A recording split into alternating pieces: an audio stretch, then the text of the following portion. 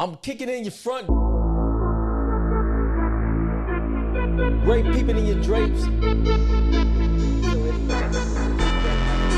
Rob making a plate in the back. Chief Hall Podcast. Chief Hall Podcast. Chief Hall Podcast. Chief Hall Podcast. Right now.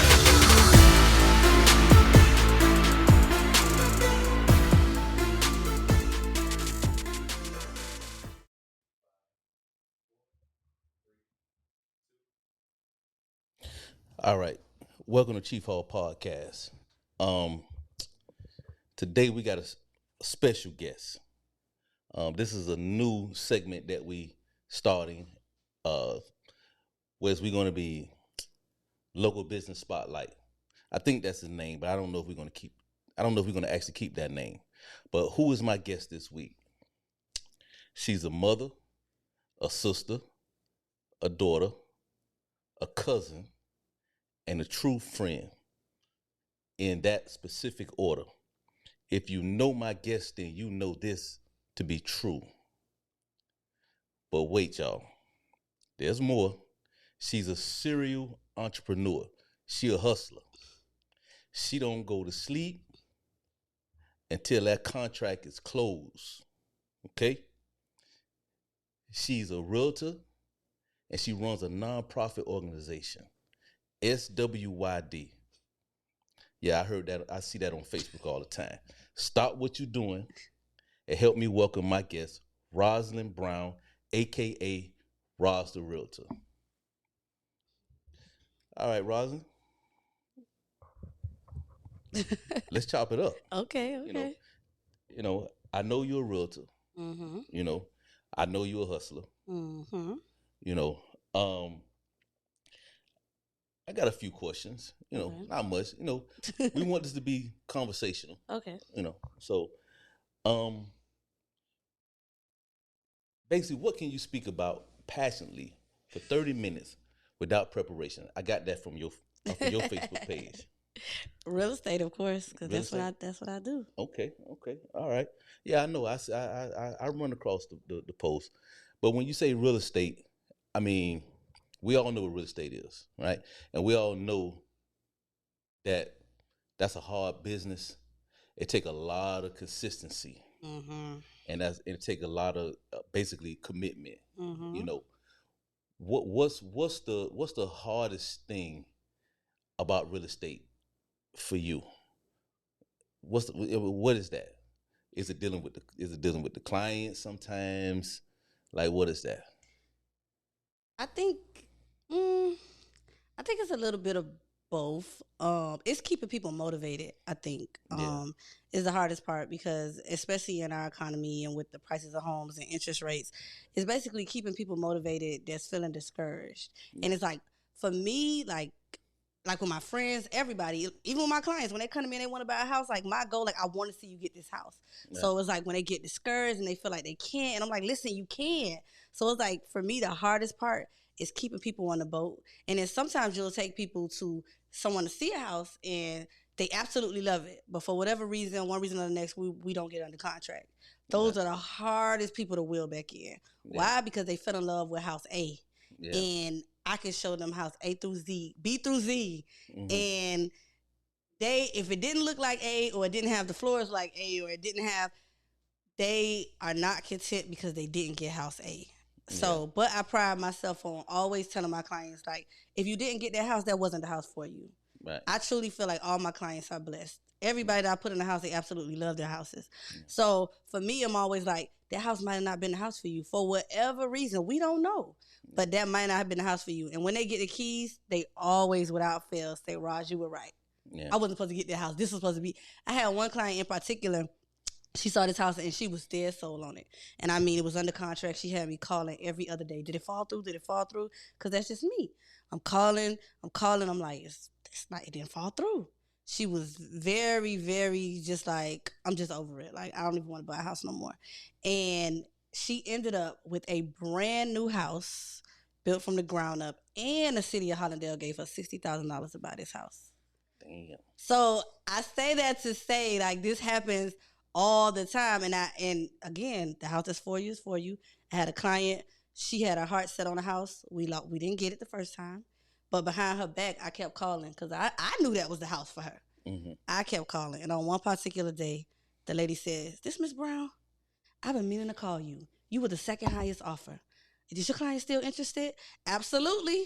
And she's in the house to this day. Yeah. So that's good. That's good. I mean, you helped us buy our house. Mm-hmm. You know, and I know this was hard. I know it was hard. You know, this was man, hard. Listen, so I can attest to your hard work. This was hard. You know, I'm reading this here, what I got here, right? So, hustle like you broke, right? So, for me, when I'm doing what I'm doing, right, I hustle. You know, what that means to me is I don't care how much money you got. That money don't even exist. Mm-hmm. You have to continue hustling. Right, never get content. Never be content. I mean, you can have some contentment, you know. I mean, but always be striving for more. Okay, all right, I got you on that. But me, in my mind, hustle like you broke is like, okay, I'm just gonna just keep moving. I'm not gonna stop. I'm not going to get complacent. Yeah, because I see a large amount of money. You can't in real estate. You have to hustle like you broke. Yeah, because you are only as good as your last deal. There's no residual in it. Yeah. So you can have a month. My biggest month was $50,000, right? Mm-hmm. But I had to keep going because that's February. Yeah. What about when it run out in April or March? Like you gotta keep going. You can't say, "Oh, I made $50,000." I don't.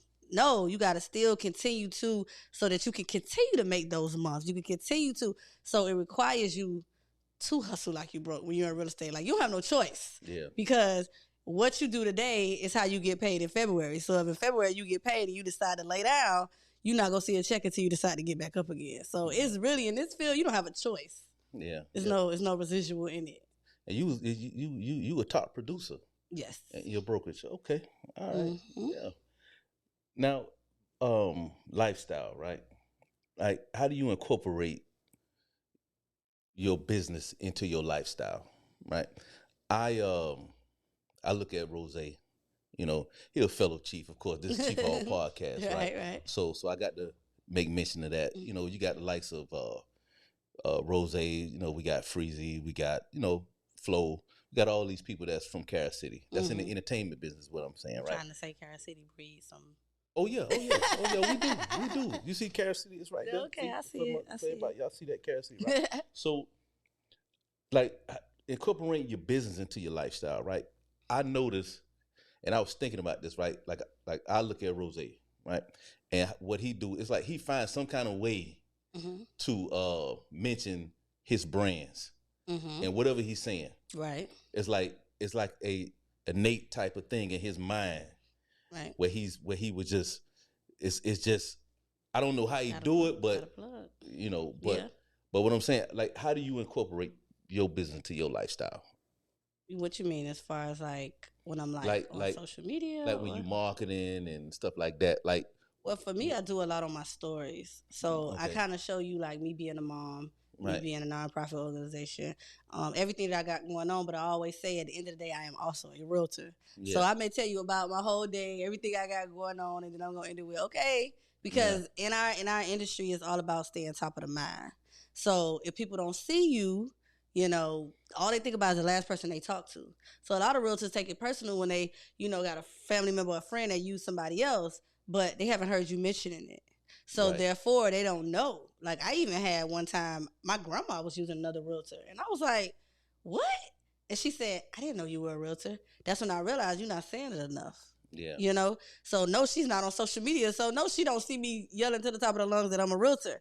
So it's all about just incorporating it and making sure that everybody I talk to, hey, this is what I do. You know, casual conversation. That's everybody got to live somewhere, right? Yeah. And a part of most people's goals is, where they're going to live, whether it be a rental, whether it be a buy. If you talk to anybody about what they got going on in life, they're going to talk about upsizing or downsizing, or next year I think I'm gonna move, or next year, like, it's a part of the everyday conversation. Yeah. So I'm always there to be that resource, however you want to do it. Back in the day, the conversation used to be, if you rent, what do we always, realtors are known for telling people it's cheaper to buy than to rent, right? But now that's actually true, right? So last year you probably would have been able to not even last year. 2 years ago, you probably couldn't able to get you a 3-bedroom, 2-bath for $1,800 a month, right? You paying at least $30-something $100 right now today. So it is true that it makes more sense to buy than to rent in this economy today. So it's ridiculous how much they paying now. It's crazy. Man, listen. $4,000. $4,000 is the norm if you want a 2-story, 3-4 bedroom. Like that's what it is. I talked to her later today. She said she paying $2,300 for a 2-2. That sounds like it's cheap. Not really, because it's a 2-bedroom. Oh, okay. So if it was 3, then that's different. But it's a 2-bedroom, and it is an apartment, not a townhouse or a house. Oh, okay. Yeah, that's a lot of money. Yeah. I heard what you said. You said you wasn't saying it enough, and then it kind of something sparked in my mind. It took me back to Rose. Man, he always saying it. You gotta burn. He always saying it. They gotta know. Always saying it. Always saying it. He always marketing it. It's like he find a way how to insert he find a way how to insert his brand into what he's doing. You can't leave people in a sentence. You can't leave people to guess. Yeah. Yeah. So the groundwork. A lot of people see the success, right? A lot of people see the success, but they don't know what it take to get there. No idea. So tell me some of the things that tell me some of the things that it took you to get to where you at. Some of the from taking a test, studying for the test, like all that stuff that people just don't know. People see that finished product a lot of times, but they just don't know. They don't know all the work that went behind that. Listen, the crazy part is I fell into real estate, got certified, got my license. Basically just trying. Well, I got it because I saw how much they made. I was like, I'm going to get this license, but it sat on the shelf for a couple of years, and then I lost my daughter in 2016. And I was going through just trying to figure out life, because I realized that life continues to go on despite what I went through. Like, the bill's still coming in the mail, the days are still going by, I still have a child that's dependent on me, so you got to figure out something. So I was selling life insurance, and that was cool. I made decent money, but the problem was I didn't want to talk about death all day, because now I'm talking to God about everything. Like, make this make sense. Like, you took my daughter, like, what I'm supposed to be doing. Like, at this point, I realized that my way is not your will. So let your will be done. Let me know what I'm supposed to be doing. And I just didn't know what I should have been doing. And I ran across this girl. We were in a setting, and she introduced herself as a realtor. And she was a black girl like me, like a month older than me. Not even a month, some days older than me. And I went on Instagram after I met her, and I saw she sold 50 houses. And I'm like, mind you, I'm still licensed. And I was like, she sold 50 houses? I'm over here selling maybe 1, 2. Because, again, I'm not screaming to the mountaintops that I'm a realtor. The people that may know, or maybe my mom may, or a friend may refer me like, oh, she a realtor. So I did insurance, and I met her in the midst of me doing insurance. And I said, she sold 50 houses. So in my mind, like most people think, real estate is easy. All you got to do is show them the house, sell them the house, and you make the money. So I'm over here with insurance, going door to door, running back and forth. Like, I don't got to do that no more. I could go be a realtor, and if she's selling 50 houses, I could sell 50 houses. Because one thing about me is I don't care if it's Oprah. Like, she did it, I could do it. Yeah. Right? It's all about the work that you put behind it. Like, I look at, you wouldn't even believe the people I look at and be like, I could do that. Like, that's just me. So I saw that she sold 50 houses. I'm like, shoot, I could do that, right? But I don't know how to do that. I know I could do it, but I don't know how to do that. So I reached out to her, and she helped me. And needless to say, my first year full time, I had quit insurance cold turkey, which was crazy, and nobody understood it. But in my mind, I felt like God placed me there. You know, people say they hear from God. It's like, maybe, I don't know. He just said, go for it. And I was like, all in, right? So I gave it everything I had. And I went from, I think that year, 2018, I had sold one house, two. In 2019, I went full time. I sold 21 houses. So total life shift, right? But what came with that? That's a big increase. Right. So I'm making over 6 figures now. You can't tell me nothing. But what came with that is the sacrifice of no time with my kids. I mean, no days off, 7 days a week. It's like you have to sacrifice everything. I mean, listen, to get, even to say you want to go out, even when you go out, you got to be thinking about, tomorrow I got to go show these houses. I can't have too much fun tonight, or I can't, you know, it's trying to juggle the kids to like, literally, you know, thank God I had a village. So I'd be like, can you pick my kids up from school? Because I'm trying to show this house. Can you, like, literally needed the help. I don't even think I could have done that without my village. Like, I don't, like, it's no way. Like, it hit me, and I felt like I had to slow down when I was, we took my son to New Jersey for his birthday, and we went to a water park. And they were ready to get in the water. And right before we got to the water park, and mind you, the water park was timed, so we had like 3 hours there. And I'm a big kid when I'm with my kids. I just like to enjoy myself. And I got a call.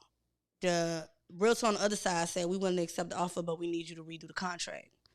I'm at the water park. And for whatever reason, don't ask me why I got this computer in my bag, but I got it. As a realtor, you're not no real realtor if you're not taking your computer everywhere. Like, so my computer was in my bag. And they were like, let's get in the water. I literally spent 1 hour of those 3 hours going back and forth with this realtor, getting the contract signed. And everybody kept running back to me like, come on, you getting in the water, you getting in the water. And I'm just like, I'm coming. But I got it done, got under contract, and it was sold. But it like, this light bulb went off. Like, something clicked. Like, they growing before your eyes. Like, you have to figure this out. Like, it's no way you could keep running in this circle. And I mean, I was working Monday through Sunday, like coming home 10, 11 o'clock at night. Like, it takes a lot of sacrifice. And, you know, when people say realtors don't deserve the amount of money we get, listen, we dealing with personalities. Like I said, we talking people off the ledge. We got one right now. We went under contract yesterday. Today, she like, can we negotiate the price? What? We just went on the contract. Like, so you dealing with that. And now she's like, well, I don't want it unless they're going to drop the price. Like, and that's just one person. So I listened to this thing on TikTok, and the man said, doing real estate is like being in a relationship with 10 different people. And it is, because everybody has a different issue. Everybody has a different personality. This one may need you all the time. This one may not need you at all. This one may need you. Like, and you have to show up in that capacity for everybody. It's like trying to, you know, like in a relationship, they say everybody have different love languages. It's like trying to cater to different love languages. Like, I got to be this for her. I got to be that for him. I got to be that for, like, this, honestly, I feel like all realtors need a therapist. Like, this game ain't no joke. Like, you gonna make the money, but listen. so it sounds like it's a lot of negotiations. It's a lot of negotiations. Yeah. Oh God. There's a it's book. Egos. Yeah. There's a book that I purchased. It's called, I don't know, I may have told you about it, right? But it's called Never Split the Difference. I had that book in my hand on Monday. I went to the library and I looked at it and I started to buy it. And I was like, buy that book. I was like, nah, I put it back down. And I got more. You have to buy that book. Never Split the Difference. It's written by, I think he's an FBI negotiator. Mm-hmm. His name Chris Voss. Got to buy that book. Okay. It's one of the takeaways that I took away from, one of the takeaways that I got from that book is you both sides have to gain some kind of way. Yeah. You know, you can't just one side just take all. Mm-hmm. You know, because a lot of people kind of have that misconception when it comes down to negotiating, and they kind of feel like, well, you know what, I'm just going to negotiate everything for myself, all for me. Yeah. You know, and that's the one thing that make a good negotiator, whereas you can give a little here. I think I just naturally innate have that, just because of my personality. Like, I don't like to just take. Yeah. So when I'm dealing with like the biggest negotiations between you and the other realtor, right? When you're on the listed side, the ball is in your court. Right. They could say we want this, we could say no. Who's next? Like, Yeah. especially if you got a hot property, I don't got to negotiate nothing with you, you know? Right. But that's not me because I don't want to be handled like that. And of course, Right. you're not going to always get that in this industry. But I always say, we in this together. We Yeah. both want to close this deal. Your client want this house. My client want to sell this house.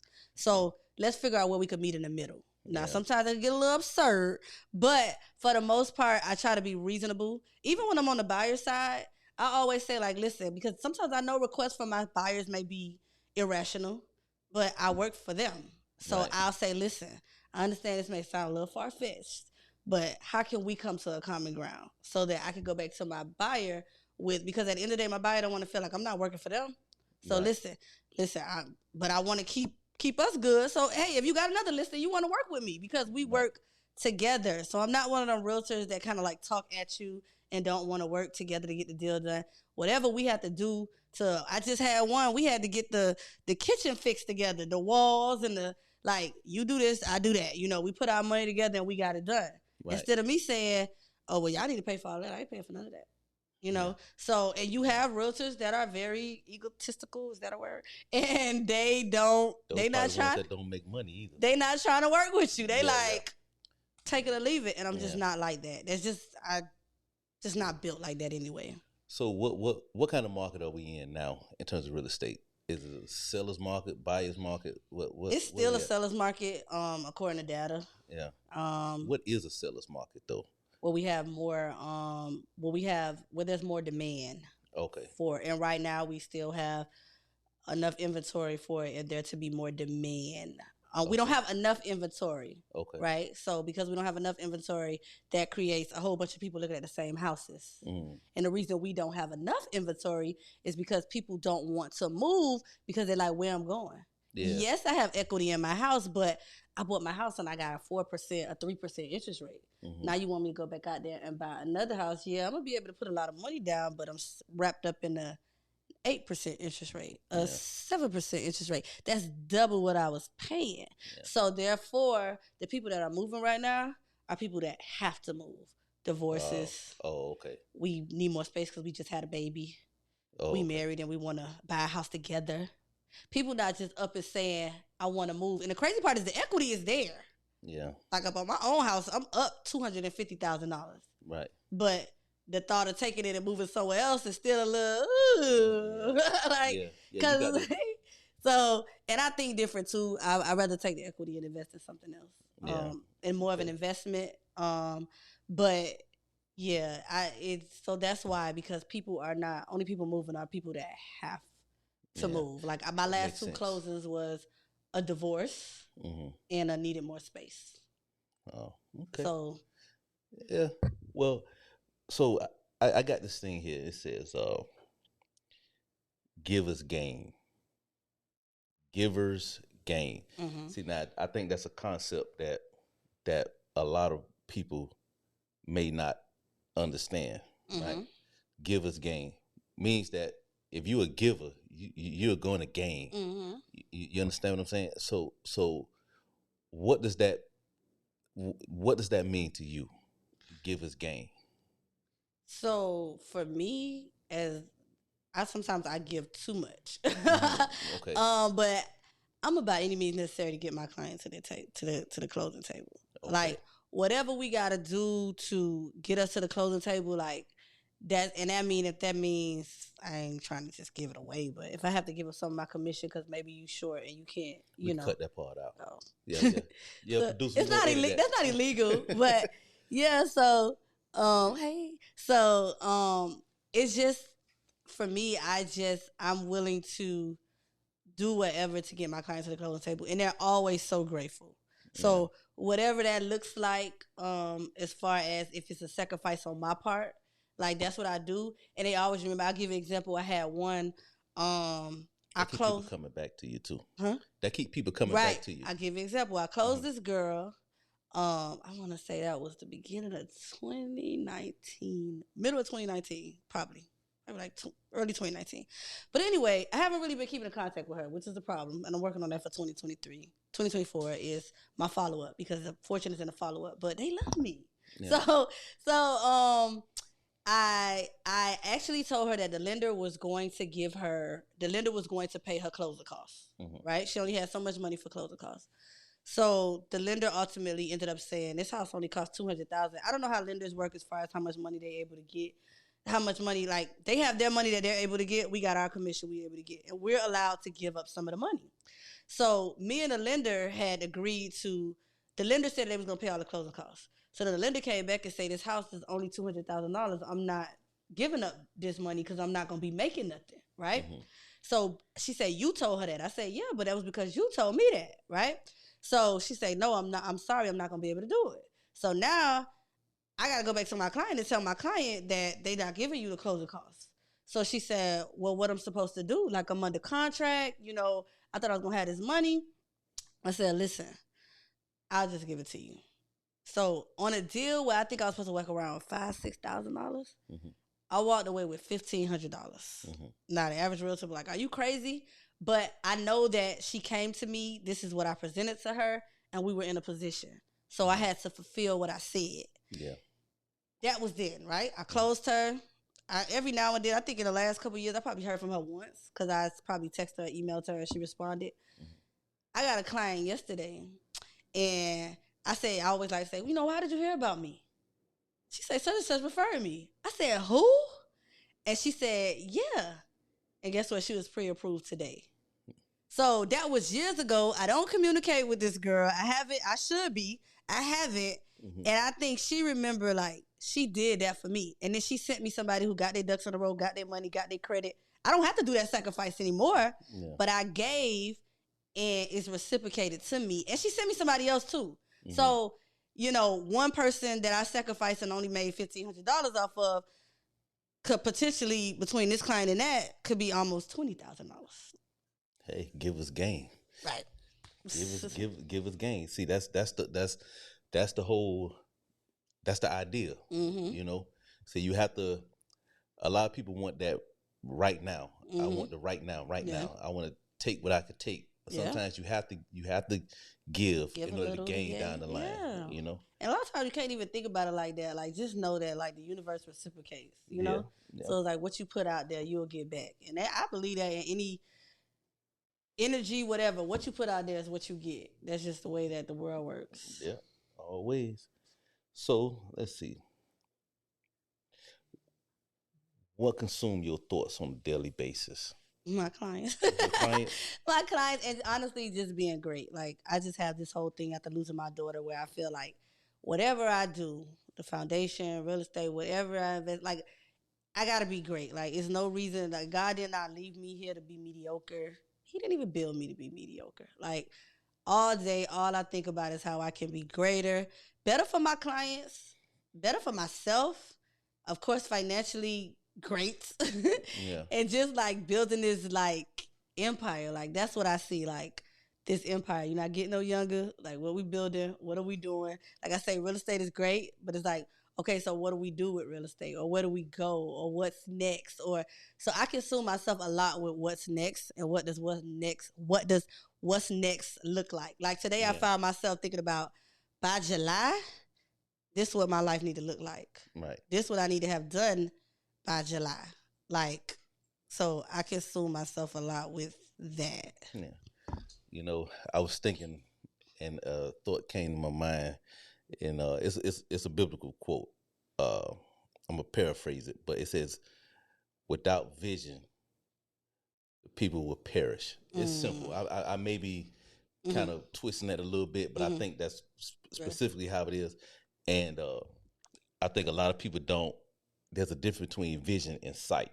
Right.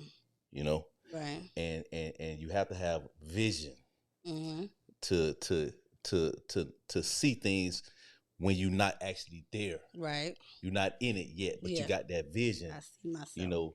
And you see yourself to be able to. You see yourself already in it. Right. Yeah. Yeah. One of the things that they say people have been doing lately is, like, writing, journaling to themselves in the future tense.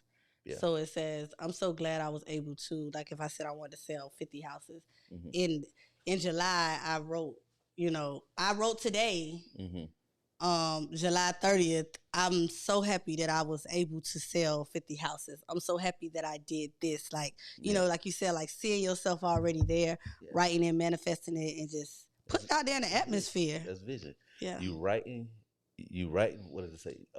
You writing your vision and you making it plain. Yeah. You know, and that's you know, we and that's always a good thing to do. Yeah. That's like I believe that's like something that when you're a business person, because I'm a business person, you know, and you know, when you own a business, stuff like that, you have to be that visionary to kind of be thinking, Yeah. you know, ahead, you know, and I that's just something that always just that's in my mind. Fail to plan, So you plan to fail.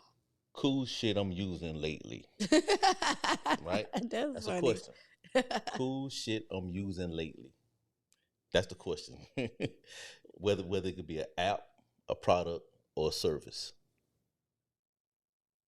Zapier. Zapier, Zapier. That's I've yeah. Zapier is the truth, man. But it's so it connect hard. everything. Oh my god, I spent half a day doing one Zap. YouTube University. And I figured it out on YouTube. Half a day. Yeah. So I am all about trying to work more efficiently because you think about it. Like this week alone, I've done like 7 buyer consultations. So it's like that's 7 different people that I got to keep up with. Of the 7, 3 actually applied. So now I got 4 more. I got to keep calling like, hey, did you apply? Because when we hung up, everybody want to apply. So now you got to follow up because today they might not have been ready, but I call them in 2 weeks. And then if you let somebody else get in their ear, you lost a client, right? So for me, it's about systems and trying to see before I didn't have systems, right? I got a CRM, they in there, but there's no real systems. Yeah. So I got with a Zapier. I've heard about it before, but I did I was on a webinar and this realtor was talking about like just taking her business back from scratch. So she was like, Zaps helped a lot because this does this makes that, does that. Everything is a trigger. Yeah. So I set up 2 triggers. I set up 2 triggers. It integrates with your CRM, right? It integrates with my CRM. Okay. So when they kick on my calendar to do my 15-minute consultation, it automatically puts their information in my CRM. And then my CRM then sends them an email, a text. It's crazy because I put myself in it and it got like 4 different alerts, but I'm like, I'm not even mad. And then it makes them reconfirm before we actually do the actual meeting to make sure that they're showing up. And so far, it's been going good, except for whatever reason. I think I got a glitch in my Zap right now. So it's like, but for this year, I do want to start hiring people to do some stuff because even with me spending half a day on the Zap, it's like I could have been spending my time somewhere else. Yeah. So, what is it called? It's another website that I'm going to use. So I don't know how cool it is, but it actually does. It's like task oriented. So it does tasks. So it's like you're not on my payroll, but I need you to do this, and this is how much I'm willing to pay. And then if I got another task, I need you to do this. How much. So it's something like Upwork or Upwork. There you go. Oh, that's it. Upwork. Oh, okay. Because there was another one called TaskRabbit, but TaskRabbit, after I researched it, it does real life tasks, like go get my groceries, right? Oh. So I'm like, wait, that's not what I'm looking for. Yes, Upwork. So I haven't used it yet, but that is something that before the end of January I want to, because some things it's just not. For visionaries, I read a book, and sometimes visionaries are not the executors. They actually said visionaries are not supposed to be the executors. They are supposed to put the vision out there, and then the people around them are supposed to. So for me, I found myself like, I got this, I'm gonna do this. Don't worry about it. If it was a task that I felt like I'm capable of doing, I'm gonna do it. I'm not gonna pay nobody. But it's like the time you get back, the efficiency of this is done. I had a virtual assistant. She went through my whole database of 800 people, and she called everybody and updated everybody. It would have took me forever to do that, you know? Yeah. So that's a lot of calls. That's a lot of cold calls. A lot of calls. And how long it took her? Who are you? Like 2 weeks. 2 weeks? Oh, who are you? And she was working like 4 hours a day. But she would update. She's like, hey, I'm calling on behalf of Roz the Realtor. And that's another thing. Like, people want to hear from me. And that's the hardest part. Like, even with me having a partner, I do have a partner. She's not here today. But even I have the clients say, well, I hired you. You did. I'm still here. I'm here. I promise you I'm here, but I'm only one person.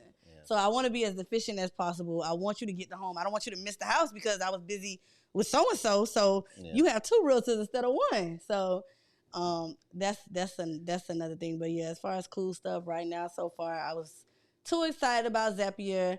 Canva's not my best friend, but I've been working on it. Canva and Etsy. Yeah, I like Etsy. Oh, Etsy. The templates are to die for because they look so professional, and it's like edit right quick and go on about your day. So, You know, I had started using Zapier. Remember with the whole ClickFunnels thing? oh, That's why I learned Zapier from. Oh, that makes sense. Zapier, because you with the Zapier you can hook everything up where it just be sending this person this, like all that, and like you don't what gotta you're do saying. none of the work. And now, but I know now, I know that software has advanced, you know, even more now. Oh, now there was like a lot of little bugs, stuff like that I had to try and figure out. So I just like, man, I ain't it figures it. Yeah, it's a lot of more zaps I gotta do, but I'm excited with the two that I put together. Even I can look at my CRM and see what it did without me having to do it, and I'm happy about it. Like, now the best thing about the CRM piece is that you don't have to manually input your customer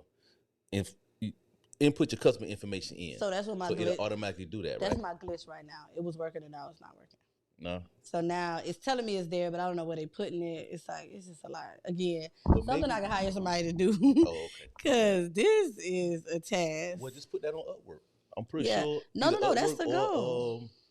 What's the other one? Well, no, Fiverr. Fiverr is like graphic type. Yeah, they do content. Websites. Yeah, but you never know.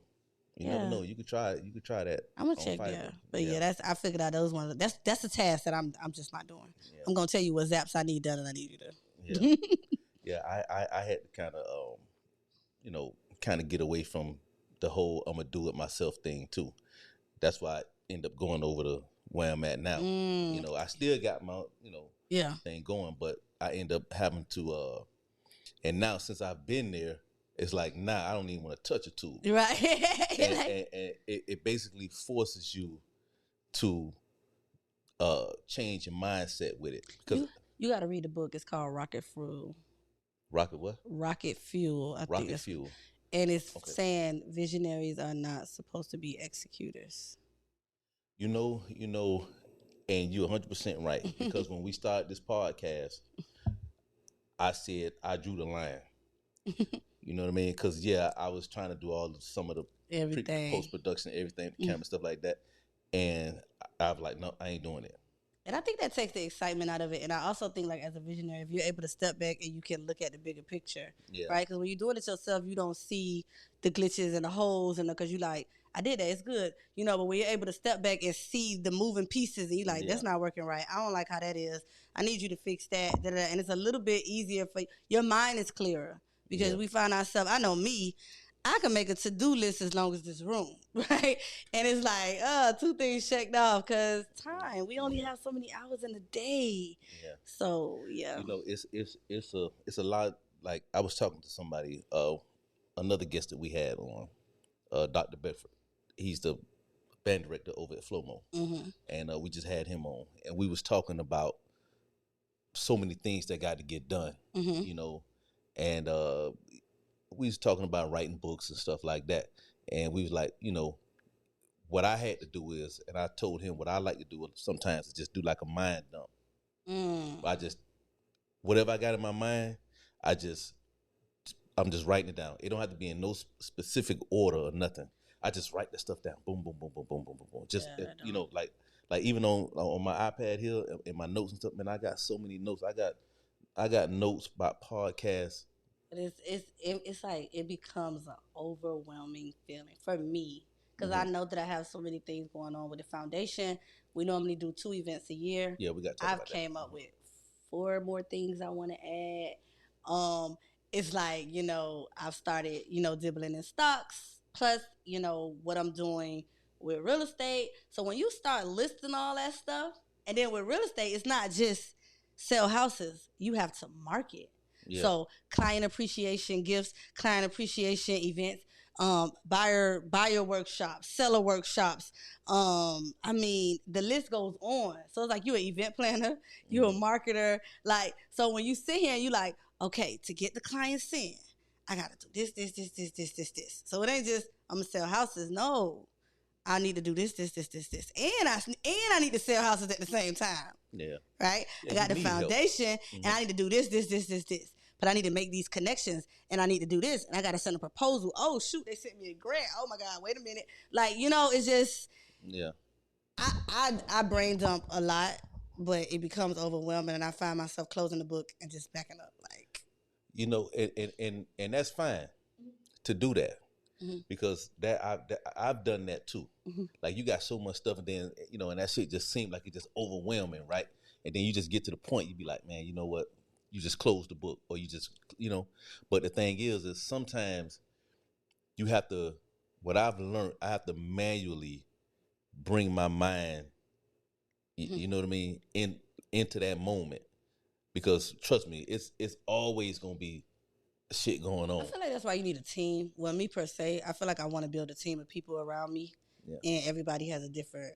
Everybody brings something else to the table, and even if But it's all like them a weekly ideas, meeting, though. right? If it's like a weekly meeting, like with the foundation, I want to create a team of people. Like, if we meet once every 2 weeks, because we don't do an event every day, but if we meet once every 2 weeks with this team of people, and everybody has their job that they're handling, it will be a lot easier. Like, I wanted to throw a gala last year when she would have turned 16 years old. But I was like, I'm a one-man army, and I don't have the energy. I'm dealing with the grief. I just can't. This is too much. And I decided not to. But had I had a team, they probably could have lifted me up and said, all right, we're going to do this. And this is what I'm going to do. This is what I'm going to do. But it took me, I don't know what went off in me, that I was like, wait, I need a team. Because I did realize that a lot of my success with real estate, I'm a serial entrepreneur, like you said. Like, I want to do everything under the sun that I feel going to make me some money. Right. And I had to, with real estate, I literally shut my brain off to everything. No matter what came my way, it's like, oh, that's a good business. I had to it's like a video game. Like, nope. And I was like, real estate. Focus. And I was able to make over $200 and something thousand in 1 year, right? And numbers that I know it may not be a lot of money, but if I ain't never made that type of money in my life, it was like, wait a minute. Shit, that sounds like a lot of money to me. Right? So, people be striving for more, of course we are, but I say that to say that took tunnel vision. Yeah. That took 7 days a week. And it turned into draining. Right. So now it's like, all right, I have to build a team. And that's in real estate. That's with the foundation. That's in anything that I do, that I cannot do this alone. Right. And the real estate, like I said, it was tunnel vision that got me there, but it was no systems. So if I put systems in place, I do what I need to do, and everything kind of works like a machine, I can put my energy into other things. What I started doing, because I have it on the board right there. It just say workflow, right? That's why I started. SOPs. Yeah. So what I would do is, like, the workflow. I start with workflow. In my mind, I start with, okay, from the very first thing. I mean, whatever it is that we doing. Let's take the podcast for example, right? I know we got to record the videos, right? After we record the videos, now we got to do the post production. Now after the post production, now we got to do the social media stuff like that. So I started curating like a workflow, right? And just trying to come up with ideas around that workflow. Now, once we got that workflow, I just pass it off. Right. That's what you're supposed to do. That's what I just pass it off. And it makes it less stressful. Yeah. Less overwhelming. So, but the thing what's happening now is all of these listeners that we got, right? Somebody is going to comment and say, hey, I want to come work for you. That's not bad. So what we're going to do is we probably, I think we'll probably put some kind of campaign down in the description or something like that, for everybody to be able to reach out to you, and we just see where we go from there. Yeah. Let me see what else we got here. Let me see something here. I think I'm doing a good job. I really do. I'm proud of myself. I really am. Huh? I'm at 50 minutes. Oh, okay. All right. Well, how long is it normally? Oh. 50 minutes. We gonna end up chopping that up good though, for that. So I had, okay. Let me see what we got here. What do you do? What do you do when you want to get out of your own head? What do I do when I want to get out of my own head? Yeah. Watch Netflix. Watch Netflix. I Ain't that a literally get under okay? my sheets, find me a good series, and binge watch, and I try it over the next day. Yeah. I go outside and smoke me a cigar. I smoke me a nice cigar, and I got my cognac here. You know, Yeah. and that's what I do, and I'll look at like I stay on YouTube. Do you ever feel like, well, interviewing you, but do you ever feel like, for me, when I do those binge watching, I feel guilty later. Like, I could have been using my time to do that. Like, well, I guess if you still learn, like, I literally shut off. Like, I'm watching Netflix. It could be, I'm in the new one called First Wives Club. Like, it ain't got nothing to do with nothing. The other day I cut on Selling Sunset, so I didn't feel as bad. I'm watching real estate, but It's kind of like a reset. yeah, like It's kind I of like a need reset. that. Like You know my what I'm broker saying? says she don't watch TV at all. Yeah. I feel like that's the only way for me to like escape, because I literally dream about my clients. Like I remember, I remember one night I was thinking about a client. I told him I was gonna send him some properties, and I fell asleep because I often will fall asleep like this. Mm-hmm. So I said I'm gonna send you some properties, which is another thing. I need to hire somebody to send properties, but okay. Mm-hmm. So I'm sending properties, and I dozed off, fell asleep. And I woke up like 3 o'clock in the morning. Like, it's like as my body was like, so I got up and I sent the properties. My client called me at like 8 o'clock in the morning. It was like, Roz, you okay? I said, huh? He said, I'm just checking to see if everything's okay. I said, everything's fine. What you mean? He said, you sent me properties at 3:30 in the morning. I'm trying to make sure you okay. I was like, I promised I was going to send the properties. And the worst thing you want is to make promises to clients. Yeah. And, you know, one thing my broker always say is like, you think you looking at properties for them. They looking at properties all day, every day. So they on the Zillows, they on the Realtor.coms, they on the Redfins. So if I tell you I'm going to see you properties tonight and I don't see you properties tonight, you like, because we may be like, oh, they're a client, but they eat, sleeping, and breathing that they about to buy a house. Yeah. Like, I got pre-approved. This is my amount. Let's go shopping, right? It's like giving somebody some money to go on a shopping spree. They at the store like, let's go. Yeah. So it's like, I was like, I promised that I would send them. And so now one of my things, I try not to overpromise. So I used to overpromise. I'm going to send you this. I'm going to send you this. Don't worry about it. No. Give me, but I will try my best by tonight. If not tomorrow, you'll have that in your inbox. So I used to be like, because I felt like they need it now. Whatever they ask me for, I got to do it now. And that's cool. But one, I don't have a type A personality. So I'm not like anal. So I may forget. And, you know, so I just try to be realistic with the expectations. Give me 24 to 48 hours. Or, you know, like I said, now I have a teammate. So she kind of alleviates some of that. She does the buyers, I do the listings.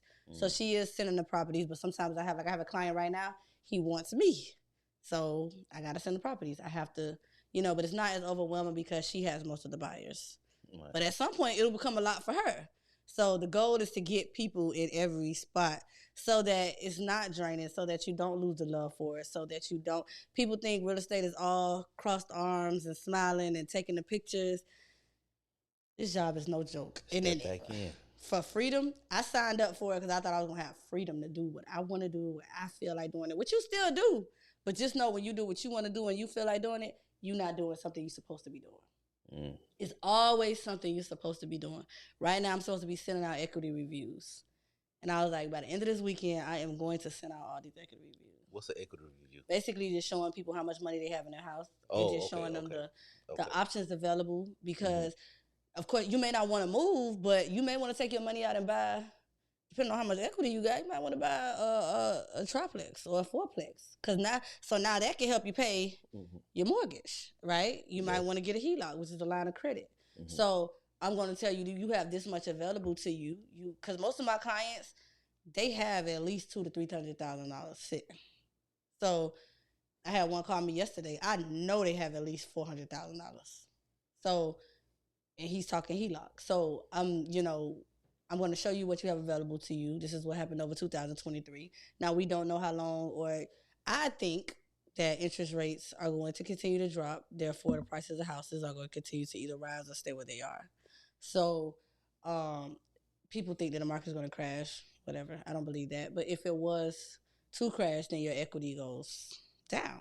Mm-hmm. So even like me, at some point, my equity was $300,000 up. Mm-hmm. I'm at like between 250 and 300.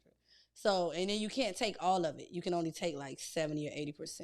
Oh, okay. So again, I had somebody call me and say with their equity they want to buy a daycare, you know. So I want to show you what you have available to you and what your options are, and we can talk about it if it is. But I wanted people to be knowledgeable. I want to be the resource. I want to be able to tell you what you can and cannot do. Zillow has their estimates, but they're either too high or too low. Yeah. So I want to tell you. Like, it's like it's the spectrum, biggest game. They be like, Zillow said, yeah, I heard you. Yeah. Right. Mm-hmm. So I want to, be a resource because my biggest thing is, like I say, I just want everybody to win. I mean, anybody that come to me, I can attest to this, and I can make a post right now, and I can tell you that 90% of the people that I encounter, you tell me you want to do something, I'm encouraging you. I had a friend that said she want to do a food truck. I don't know how to do no food truck, but I was online investigating, trying to be like, girl, okay, you need to get this license and do this. And then a month later, I'm like, what you did? Like, it makes me feel good to be able to help the people around me. It makes me feel good to be able to help strangers. I like to see people succeed. Like, girl, you did that. Yeah. So, like I said, if I can show you, if I can be a resource and say, this is what your options are, this is what you can do. Oh, no, I don't think that's a good idea. You shouldn't do that. Yeah. I have people come to me and say, I want to do a flip. That's cool, take your money and do a flip, but just know that money go fast. So what you going to do after that? Are you going to continue to flip? What's the game plan, right? Yeah. So I like to be able to be a resource to my clients. So right now, my clients, so that is something that I'm doing right now. I think they love me for it too. So you ever thought about, because I'm listening to you, because like you got a lot of information in your brain, right? You ever thought about like putting that in an ebook form? I feel like people don't read. People are even yesterday I was reading about reels. It was like, keep it at 8 seconds. I'm like, how much can I give you in 8 seconds? And then it's like the people that only care are people that's like actively in it or they hear it today. Like one of the things that I always tell people, and I still get the same question, I feel like if you're not married and you buy a property with somebody, don't put both of y'all names on the house. And I can say that to blue in the face. And the reason I say that is you can only use FHA once at a time, 3.5% down. You go to try to buy it. So if I put me and your name on this house and we go to try to buy another property, now we got to put way more money down. So why should we do that? It's a trust issue. Well, you don't need to be buying a house with them then. Well, so, I mean, I get it, but think about it. I mean, you got to think like me and my spouse, like we bought the house that we live in one name, and then we bought a duplex. The duplex helps pay the mortgage for a house. You know what I'm saying? So it's like, I try to tell people that it's like a house hack because then you think about it. If you decide to move out of the house that you're in, which is part of our goal, move out of the house that we're in, now we got 2 rental properties that's going to pay for where we're going. Yeah. So it's just like, just stuff like that. But it's like, you got to put it on social media. You got to put it in the simplest form possible in 3 lines for them to listen. And then you may get somebody that be like, oh. So it's just, I don't know. It's like, and then you talk about content, and I notice the content that gets the most views, and it's like either we're going to give you some free money or those are the ones that people tap into. Like, they're not really trying to get the information for real, I don't think. Yeah. But if I show you me hanging out, I'm getting all type of likes, shares, this, that, right? So it's like. Well, the thing is, we got to find that. I mean, you got to find that traffic that will buy it. I mean, of course, nowadays they selling everything now. It's an ebook, of course. Ebook for everything. It's a lot of stuff. And There's a lot of stuff that they I am dropping an ebook on probably before the January that should be done on how to sell your house. The things that give your house more value, because people would do this thing called over improvement. My mom did it. Yeah. She felt like, I did this in my house. I did this. Done put probably over $100,000 in this house and felt like the house was jacked up $100,000 in value. No, it's the houses that's around it that give your house value, not what you did to the inside. You could have went and put a $50,000 kitchen in there. That meant nothing, right? People go, pools cost $60,000 or more to put in. A pool only give you $25,000 in equity. It only boosts up about $25,000. Yeah. So it's like, is a such thing as an over improvement. So what people would do is say, I'm going to sell my house, but after I do this. No, if anything, I'll say fix cosmetic things. Paint the walls. Make the walls white because it makes the house look bigger. Declutter. Simple things like that will make your house sell. Staging it nicely as far as the furniture, everything clean and nice. And like I said, decluttering is the biggest thing, right? Because people like to walk into open, airy, and they actually see themselves in a house. A house sells faster with furniture than it does with no furniture because they say, oh, I could do like that. Or I could put the couch like that. Oh, I like the way they got this set up. I sold a house that they said, can they please leave all the furniture? And the person said, yeah, if they're going to buy it. And we wrapped that into the deal because they love the way the furniture was set up. They love the furniture. So, just, again, being that resource. So I do want to drop an ebook on, people overthink even when they're trying to buy a house. Like, I got to pay this collections off. Like the girl I got approved today, she didn't want to even apply because she said there was some things she needed to do on her credit. The lender said, she looks excellent. But she want to go drop a bag to pay this off, drop a bag to pay that off. And that's money that could have went on down payment and closing costs. You didn't need to do all that. Oh, she did it though. No. Oh, she's going to do it. She want to do it. After our conversation, she said, I'm going to pay off some cards before I come and apply. Okay. No problem. And you stopped her. She actually, that's what she wanted to do. I'm not going to knock you. Honestly, I felt like she was in the middle because she's right under 700, but not a 700. So a 700 credit score does make your interest rate a little better. So when she said, I want to pay off some stuff, I was like, okay, right? But then she came back and was like, no, I'm going to go ahead and just apply. But some people will say, I need to pay out this collection. Depending on the amount of collections, it doesn't even matter. So it's just certain conversations that need to be had. That's why I always tell people, let's talk and let's create a plan. Because if you up in 6 months and say, all right, my lease almost up, I'm ready to buy, and you created no plan before, you might do have to pay down something. You might do have to, or you might didn't have to do what you've been doing over the 6 months. Oh, I'm going to pay this down. I'm going to do this. People create their own plan in their head and don't know nothing about real estate, don't know what's required from a lender, doesn't know. So then now your lease almost up and you scrambling because you're not pre-approved because of some stuff you got to do before you can actually do this. Yeah. So I always tell people, listen, call me. It's not... I say consultation. I stole this from somebody, but I'm going to keep on repeating it. I love it. But she said it's not a consultation. It's more of a conversation. Right. Let's talk about where you at, what you trying to do, where you trying to go, what's your goals, how much money do you make? In our economy, I'll be honest, to get a decent house in South Florida, you need to be making about $80,000, $90,000. And so you got to get somebody to tag along, co-signer, whatever you got to do because it's all about income. Yeah. So because... honestly, $89,000 get you a house for $350,000, and $350,000 is not really much. It's not. That sounds like Miami Gardens. You put Miami Gardens. Miami Gardens is $500. They're ridiculous over there. I ain't even. $500, right? Miami Gardens houses cost more than Miramar right now. Well, East Miramar. And remember, it was a time where it was like inner city was the cheapest, and then Miami Gardens was a little bit higher, and then East Miramar was a little bit higher. West Miramar was high. They all kind of running. It actually gets crazy when you go West Miramar, but East Miramar and Miami Gardens, if not the same, is more. I wonder what the value of our old house is. It was a little over. I'm talking about now. It may be close to last year was a little over 5. Yeah. I thought we sold for more than that. No? Oh, okay. So yeah, it's especially with the square footage. Remember, the house value is based on the square footage and the houses around it. Oh, okay. So yeah, with the amount of square footage, it was a 4-bedroom, all that 4 bedrooms automatically to the sky. Yeah. I was over there today, as a matter of fact, in that development. Oh, you talk about... Oh no, those houses are. I thought you were talking about the other house. Those houses are. They sold one in there for almost $900,000 last year. Same model. Same model. Damn. Same exact model. I sent it to her. No. Same exact model. 8 something, almost 9. Damn. Same model. So just imagine with all the bells and whistles. Yeah. Yeah. The market has definitely took a turn. So yes, it is a seller's market. Because don't nobody want to move. Yeah. Well, that's all we got. Okay. And we got, how much time we got producing? An hour and 7 minutes. See? That's it. Okay. And you know what? I'll let Frank do the promo ads.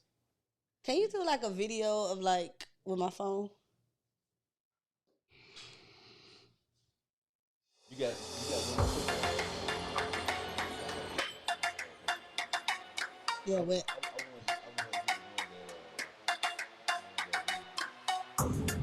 Well, one like it look like I'm talking to him. Wait, wrong leg. Yeah. Well, it look like I'm talking to him. I'm gonna take the sign off. So yeah. So I'm just talking to you, and then he's like recording. I'm gonna make me a reel around the whole thing. So yeah. I did it earlier. You reshared or somebody else? Yeah, I did it earlier. So yeah, I did it earlier. I did it just now when I walked in, and then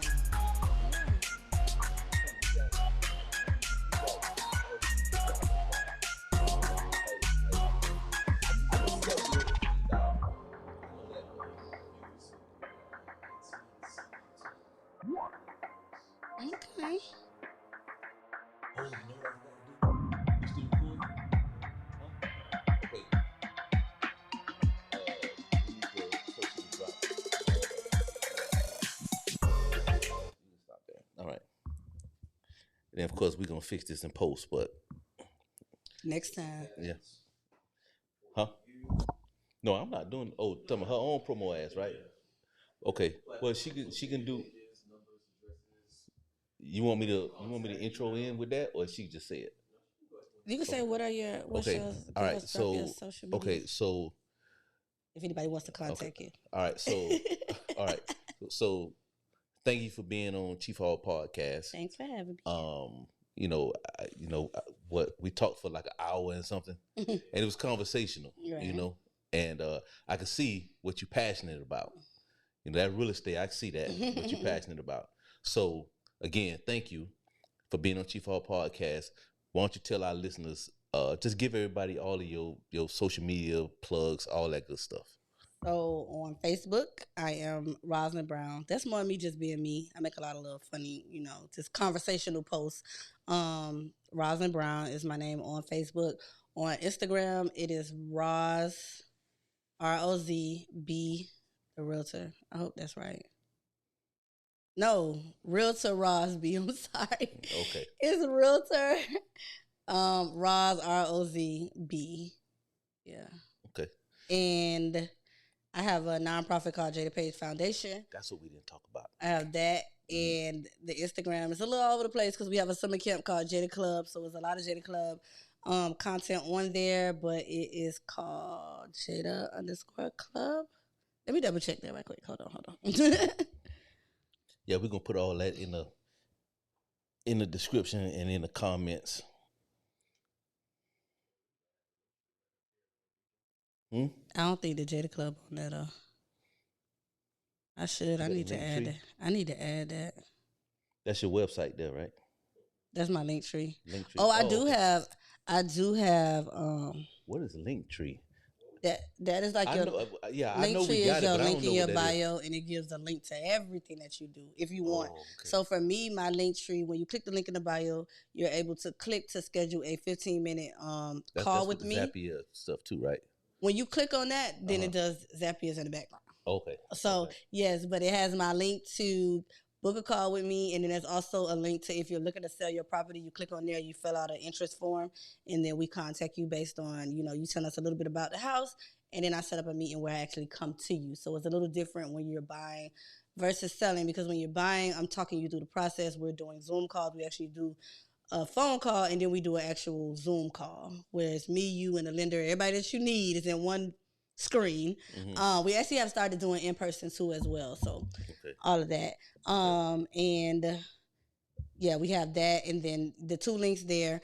Outside of that, on Instagram, I have Jada_Club, which is a summer camp that we have every year from ages 5 to 10. This year, one of the things I want to incorporate is teenagers. It's going to be an entrepreneurship program. I actually thought of it last year and didn't execute because, again, I am hiring for a team. I need help this year. Yeah. So yes, I have the Jada Club, and then I have a Jada Page shop. I started a book bag line in honor of my daughter. Haven't been really that active, but we're bringing it back in 2024. Okay. I have a goal to sell a certain amount of book bags. Before she passed, she told me that it is something that she wanted to do. So me as her mother on this side of the earth, I am trying my best to make sure that comes to fruition. It did. We did very good the first year, but I'll be honest, real estate got the best of me. But now things are kind of selling out, building a team, and I'm able to do more of that. So yes, we have Jada Clay Foundation. And if you want to reach me by phone, 786-253-3364. If I don't answer, please shoot me a text. My days are very, very busy, or click the link in my bio. I would truly appreciate it. There you go.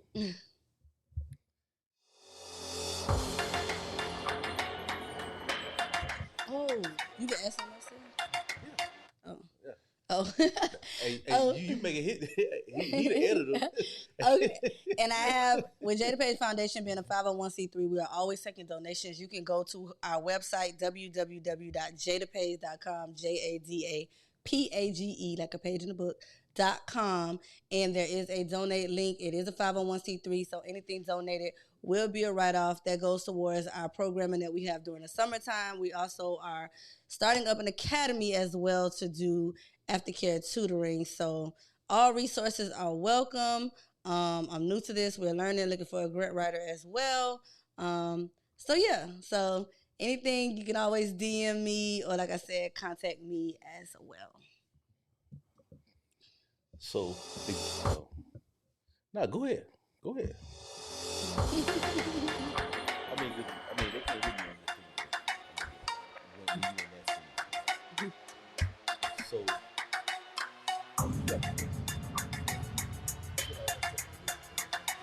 Oh, okay. all that stuff, so we put it in